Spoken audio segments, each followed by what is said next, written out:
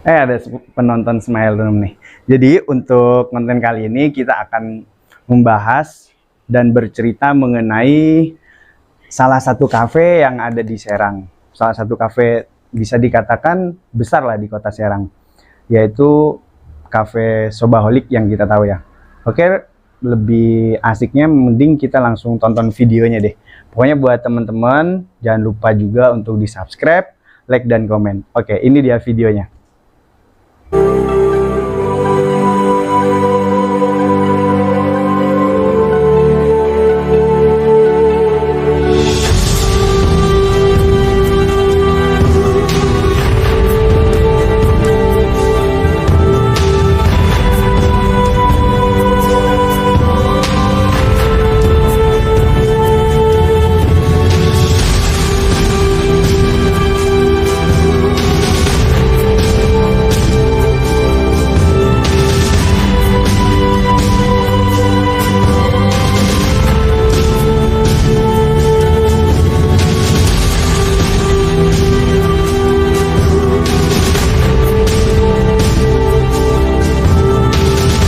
Halo guys, assalamualaikum warahmatullahi wabarakatuh. Perkenalkan, nama saya Amir. Alhamdulillah kita sekarang berada di kafe ya, yang cukup memadai dan bagus sekali kalau menurut saya di daerah Serang terutama. Dan alhamdulillah saya juga langsung ketemu sama ownernya nih. Jadi kita lebih asiknya kayaknya langsung ngobrol nih sama ownernya. Boleh ownernya? Boleh, insya Allah. Kita mungkin perkenalan dulu nih. Ya, untuk namanya? Nama saya Rida. Tinggal di Serang sih pastinya. Ada lagi? Udah sih. Jadi untuk Mbak Rida nih, kan untuk merintis usaha maksudnya sebesar ini gitu kan nggak gampang tuh. Nah itu bagaimana sih perjalanan proses sampai sebesar ini tuh kayak gimana gitu? Oke, untuk Sobaholic sendiri alhamdulillah sudah berjalan di 5 tahun. Kemarin tepatnya pada bulan Desember ya, bulan dari 5 tahun. Perjalanannya ya Masya Allah gitu kan. Banyak up and down-nya sih pasti. Seperti itu. Sebenarnya tempatnya dulu nggak di sini, tempatnya dulu di depan Kontir. Terus kita habis kontrak pas banget di masa-masa pandemi gitu kan. Akhirnya kita pindah ke sini seperti itu. Oh iya. Jadi emang awal maksudnya udah merintis tuh 5 tahun ya. Dan selain di Soba sendiri itu maksudnya ada nggak sih usaha yang lain gitu? Ada. Kita sebelum Sobaholic dulu pernah franchise. Oh, itu di? Namanya Gerobak Ramen. Oh, dulu bertahan cuma 1 tahun. Kita franchise Gerobak Ramen dari Bandung. Di Lopang sih tepatnya. Dan itu nggak lama sih 1 tahun. Karena satu dan lain hal dan harus tutup. Seperti itu. Berarti maksudnya kalau franchise Gerobak Ramen itu berarti ini ya? Maksudnya kayak PKL gitu ya? Maksudnya pedagang kaki lima gitu enggak. Atau kayak gini juga? Seperti ini, layaknya franchise itu kayak geprek bensu, gitu, levelnya seperti itu. Terus yang franchise lagi Minjerit, tahu Minjerit? Minjerit yang ada di Kaujuan, kayak gitu sih. Tetap ada kedai, tapi maksudnya mungkin dulu ownernya yang di Bandung itu beliau mungkin awalnya dari kedai, lama-lama berkembang. Untuk skala restonya beliau punya Yagami dan sampai sekarang masih bertahan. Dan untuk skala di bawah level resto seperti ini itu ada namanya Gerobak Ramen gitu. Tapi namanya aja sih yang Gerobak Ramen ya. Tapi kalau misalkan untuk tempat tetap kedai. Iya, kedai seperti itu. Untuk namanya kan di sini tuh kan Sobaholic tuh kan. Nah, Sobaholic ini ada nggak sih maksudnya otomatis kalau misalkan kita nih buat sesuatu, apalagi itu kan besar kan, Sobaholic itu kan besar lah di kota Serang.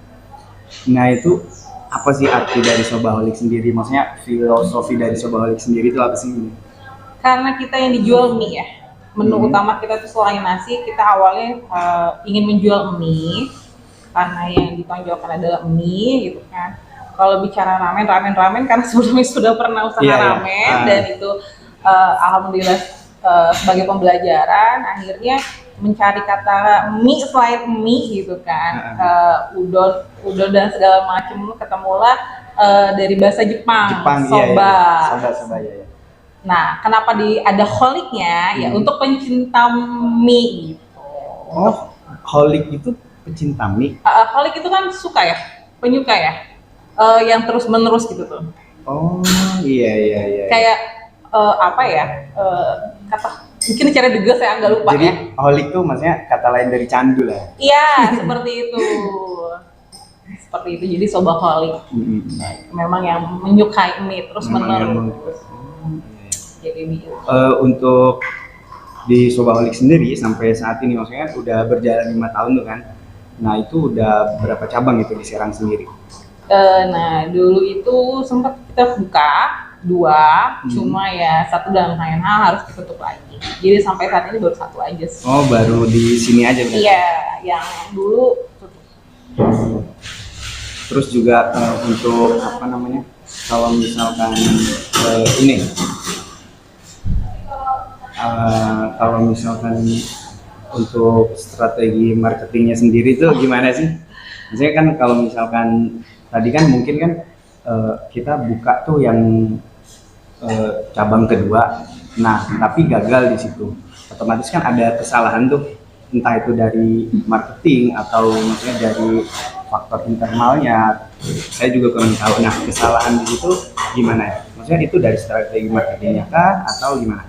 Oke, selama 5 tahun ya, perjalanan 5 tahun itu untuk marketing sendiri itu mengikuti zaman. Dulu kita mainnya banner, mainnya pamflet, awal buka, mainnya radio, seperti itu. Belum hype banget tuh, baru Facebook. ADS-nya juga baru Facebook juga mungkin belum sudah familiar, cuma main Facebooknya nggak ada yang namanya digital marketing gitu. Awalnya dulu di tahun pertama Sobaholik, terus buka lagi yang kedua, itu masih pakai banner, pakai pamflet ya, sebarin. Oh gitu. Iya, masih yang seperti itu, belum se-hype sekarang ADS, belum se-hype sekarang endorse. Dulu sempat ada endorse, sempat banget endorse waktu itu tuh. Dulu tuh pertama kali tuh Jajan Banten kalau nggak salah. Ya tahun pertama ya, tahun pertama tuh Jajan Banten, nah itu yang baru. Nah dulu dan untuk sekarang sih masih bisa bertahan alhamdulillah, yang nggak jauh-jauh dari digital marketing tentunya ya, kayak sosial media kita main selain Facebook, Instagram sih, TikTok sempat beberapa kali cuma nggak terlalu aktif karena secara agak susah untuk TikTok sendiri gitu mengikutinya, dan sekarang lebih fokusnya ke Instagram. Kalau untuk paling pakai ADS seperti itu, ADS Instagram kita berbayar iklan, lalu kita beberapa kali mengundang teman-teman dari food blogger, kayak beberapa Jajan Banten, Jajan Serang atau food Banten atau dan lain-lain seperti itu sih. Dan tentunya konten ya, permainan konten yang menunjukkan untuk tetap eksistensi gitu, dan inovasi konten yang memang bisa menarik teman-teman buat datang ke sini seperti itu. Iya. Oke. Maksudnya kita tarik ke belakang lagi, maksudnya kan Mbak Rida ini usahanya itu kan mulai dari dulu. Nah, usaha apa sih yang pertama dirintis sama Mbak Rida sendiri? Maksudnya entah itu mulai dari zaman SMPK, SMA gitu. Ya maksudnya kelihatannya tuh kayak wanita karir banget. Oh, Masya Allah. Dan sebenarnya usaha suami. Sebenarnya usaha suami. Karena suami sambil bekerja gitu kan, sebelumnya belum pernah punya usaha apapun malah, karena suami pegawai, cuma ingin punya usaha sampingan, akhirnya bekerja sama teman-temannya. Itu aja sih, dari gerobak ramen aja sih, dan belum pernah usaha apapun. Oh emang awalnya itu gerobak ramen? Awalnya memang gerobak ramen. Terus lanjut ke soba. Kirain saya tuh maksudnya emang dari SMP itu udah gemar kayak kesana kesini jualan gitu enggak ya? Enggak, lebih ke apa ya? Lebih ke Berarti kalau misalkan dulu tuh maksudnya zaman SMP SMA tuh gemarnya apa itu? saya Nah, apa ya? Kalau kuliah bisa dibilang pura-pura kali ya. Kuliah rapat gitu. Anak-anak aktivis, sok aktivis. Iya. Kalau sekolah juga sama sih, paling nggak macem-macem sih, cuma yang lebih senang kegiatan-kegiatan untuk ekstrakurikuler sekolah aja, nggak punya yang jiwa bisnis, nggak ada. Ini lebih ke nyemplung kali ya. Nyemplung, iya. Tapi nyemplungnya bermanfaat sih. Insya Allah. Lebih ke nyemplung sih intinya, karena sudah ada, ya sudah dijalanin seperti itu sih. Jadi berarti kuliah di Untirta. Kirain di luar. Oh enggak. Berarti kalau misalkan, maksudnya kuliah juga nggak ada yang berbau-bau bisnis berarti. Orang tua kali dulu dagang sih seperti itu. Tapi emang maksudnya genetik tuh pasti ada sih. Jiwa-jiwa maksudnya dagang tuh pasti ada. Atau emang benar-benar nyemplung banget? Nyemplung, lebih tepatnya nyemplung. Mbak, ya nyemplung ya, karena sudah nyemplung, sudah terjun, mau nggak mau gimana caranya buat bertahan, gitu kan. Belajar dari proses, ya sudah. Untuk ini, untuk Mbak sendiri nih, maksudnya kegiatan sehari-harinya kalau ibu rumah tangga. Berarti emang maksudnya maksudnya kan lulus kuliah, maksudnya dari tahap lulus kuliah sampai menikah itu kan ada waktu lowong. Oh nggak ada. Nggak dikasih waktu lowong gitu. Karena kebetulan semester 6 kayaknya, saya menikah semester 6. 6 atau 7, 6, antara 6 7 saya lupa. 7 kayaknya, 7 sih. Lebih tepatnya lagi KKM. Setelah KKM saya menikah. Berarti itu berarti ketemu di KKM atau gimana? Enggak. Biasanya kan banyak tuh kan sekarang ya. Enggak sih, lebih ketemu di tempat kerja kali ya. Dulu karena selain ikut aktivis sambil kerja juga gitu. Jadi ketemu tempat kerja, akhirnya menikah seperti itu. Kalau boleh tahu nih, mbaknya nih aktivis di Untirta itu apa? Internal sih, lebih ke internal. Hima gitu atau BEM, seperti itu sih. Kalau eksternal nggak ikut, karena sambil bekerja. Keren sih. Maksudnya keren pokoknya. Kalau misalkan saya tuh paling kagum kalau misalkan punya kenalan yang dimana di situ tuh kuliah sambil bekerja. Jadi udah ya aktivis juga, terus dia kerja juga. Tuntutan ekonomi ya, Say. Lebih ke tuntutan ekonomi sih pastinya. Kebutuhan sih. Kebutuhan hidup. Tapi emang keren sih, maksudnya nggak banyak sih. Kalau misalkan saya juga masih kuliah nih. Namanya teman-teman saya tuh masih banyak yang dimana padahal ya udah semester agak jauh lah udah akhir, tapi ya masih misalnya orang tua gitu dan terus maksudnya masih ada di fase nyaman dia, nggak mau keluar dari zona nyaman, nggak mau challenge dirinya sendiri gitu-gitulah. Dan itu saya rasa, maksudnya kan saya sempat ada di circle itu tuh, di circle yang dimana ada orang-orang yang kayak hidupnya tuh kayak stagnan gitu. Emang nyaman sih saya di situ, tapi kalau misalkan saya gitu-gitu aja kan mikirnya tuh wah ini sampai kapan gitu kan. Akhirnya ya udahlah kita nyoba segalanya lah. Nah, sekarang nih ketemu sama ownernya sih keren. Maksudnya saya juga tadi awalnya kan kita nggak sengaja kan Mbak ya, benar-benar nggak sengaja kita kesini. Tadinya kan pengen ngobrol sama karyawannya, kalau nggak konsumennya. Tapi kebetulan memang ada ownernya, ya kesempatan aja ini, kesempatan emas lah bisa dikatakan seperti itu. Lebih ke tuntutan hidup kali ya. Iya. Bertahan hidup sih ini. Emang dasarnya mungkin punya jiwa-jiwa sanguinis. Kalau kata bahasa psikolog itu ada karakter lebih ke sanguinis ya. Dominan. Punya karakter dominan. Jadi senang sama aktivitas gitu kan, berbau hal yang berkegiatan lah intinya seperti itu. Yeah. Jadi ikut aktivis juga, dan memang kalau kerja tuntutan hidup, lebih ke tuntutan hidup. Tapi lebih carinya yang lebih ke fleksibel part time gitu. Terus kalau lagi ngisi libur gitu kan, atau gantiin siapa seperti itu sih, yang lebih kayak gitu. Nggak terlalu bener kerja gitu, nggak juga sih sebenarnya. Kalau berarti kerja itu emang maksudnya dari awal kuliah atau pertengahan kuliah, jadi ketika udah kerja apakah bener-bener nggak minta sepeser pun dari orang tua? Waktu itu tetap minta, cuma waktu itu biaya awal masuk kuliah orang tua akhirnya di semester kedua atau ketiga gitu alhamdulillah dapat beasiswa dan akhirnya untuk biaya hidup ya sendiri juga gitu akhirnya sendiri gitu. Walaupun ya ada sih sedikit minta sama orang tua gitu kan, tapi lebih ke banyak biaya hidup aja sendiri, tapi minta sih tetap sama orang tua, nggak lepas dari kebutuhan hidup banyak. Iya ya, kalau misalkan mungkin nggak tahu ya, kalau cowok ya yang penting ada aja sih, cuman kalau cewek kayaknya emang lebih banyak sih kebutuhannya. Ya ngeprint tugas kayak gitu. Iya sih, kalau dulu tuh emang maksudnya serba ini ya, maksudnya serba hard file sih ya. Kalau sekarang mah lebih ke iya enaknya tuh kalau sekarang tuh emang masa-masa pandemi yang dimana di situ emang mengharuskan serba online, dan enaknya sih di situ.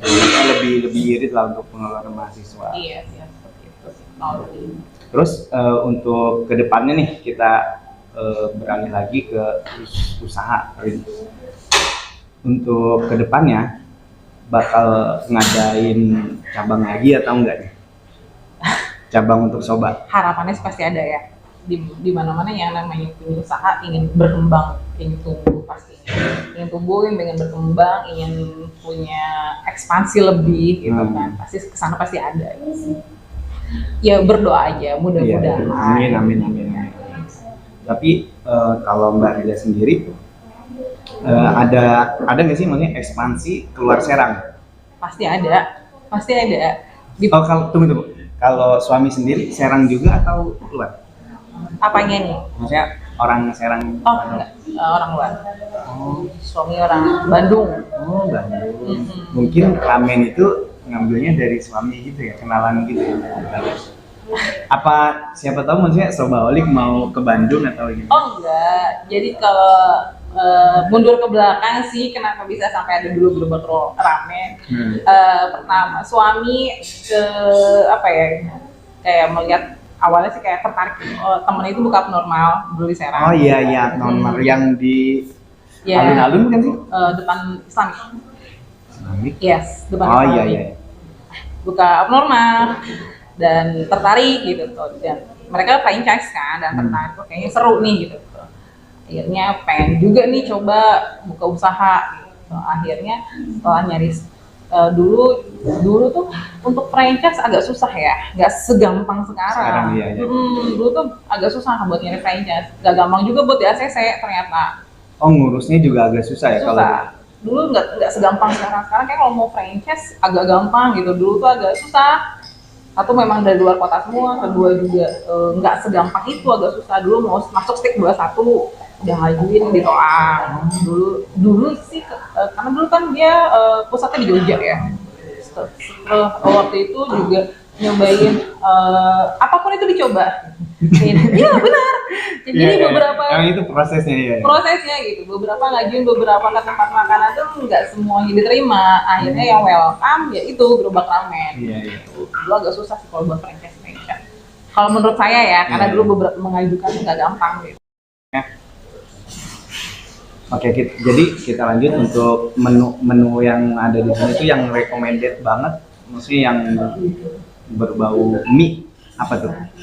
Di sini kita ada menu utamanya, ada mie, ramen, ada nasi, lalu ada lebih ke mie nasi ya. Kalau untuk mie sendiri jelas kita jual ramen. Untuk nasi sendiri ada rice bowl, ada nasi goreng, ada geprek. Jadi agak banyak variasinya. Iya. Terus juga, maksudnya saya juga sering kan kesini, terus ya maksudnya emang banyak juga menunya, cuman emang paling sering tuh saya tuh suka tuh nasi goreng katsu sih. Nasi goreng katsunya enak, terus juga maksudnya harganya itu kalau misalkan di sini tuh ya enak juga, maksudnya standar lah gitu kan. Marketnya karena marketnya memang untuk karena posisinya kita di kota dan di dekat beberapa sekolah, marketnya memang untuk anak kuliahan, anak-anak sekolah, lebih seperti itu sih, kayak lebih anak muda yang umurnya itu targetnya dari belasan tahun, dari 16 sampai dengan orang-orang yang umurnya 35 tahun ke atas, sampai 40 yang masih suka sama menu-menu seperti ini.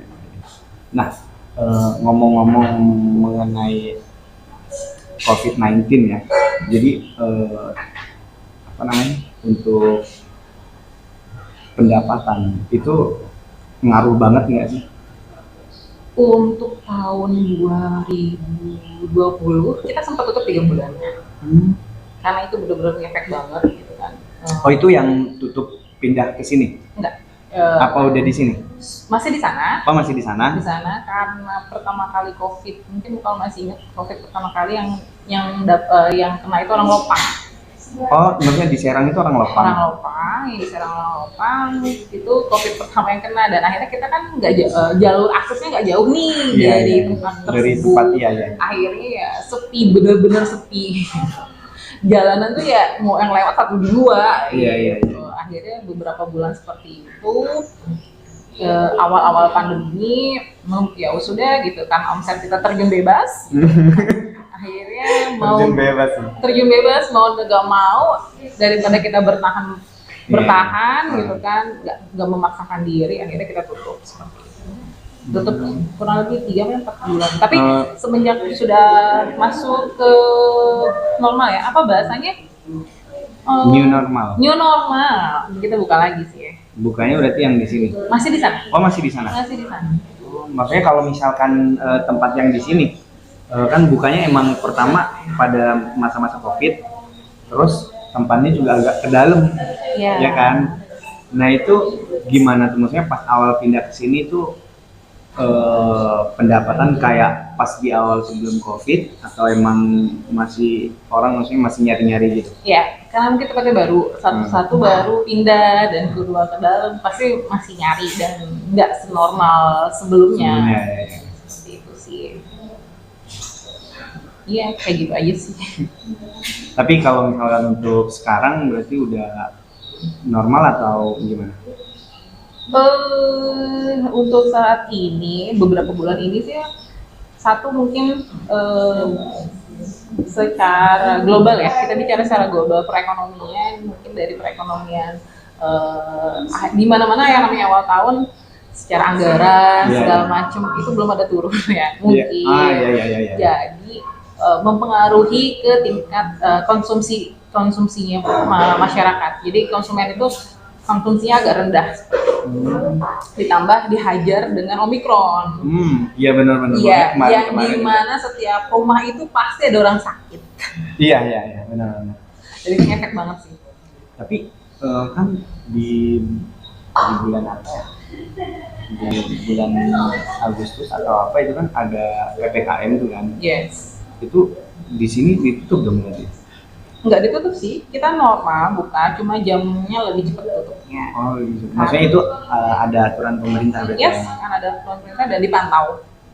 Dipantau untuk tutup lebih cepat. Waktu itu kita tutup lebih cepat jam 8. Jam 8 malam itu udah tutup berarti? Udah tutup karena disuruh tutup. Satpol PP-nya keliling.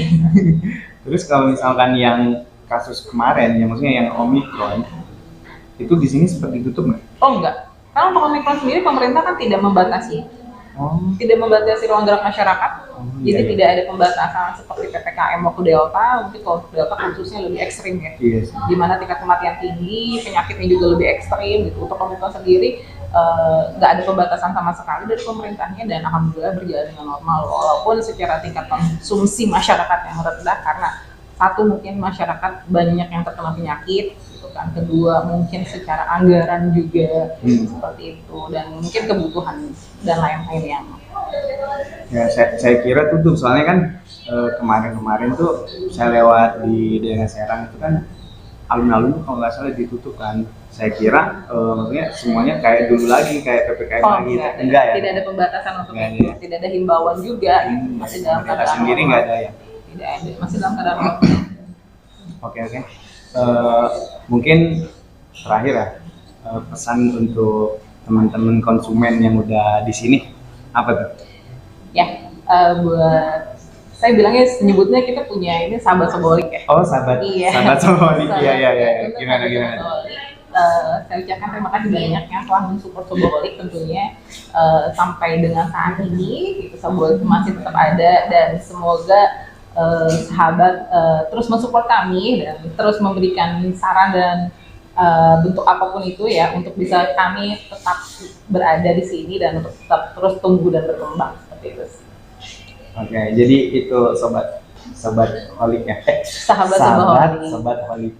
Sahabat Soboholik. Yes. Jadi pokoknya jangan lupa mampir di sini.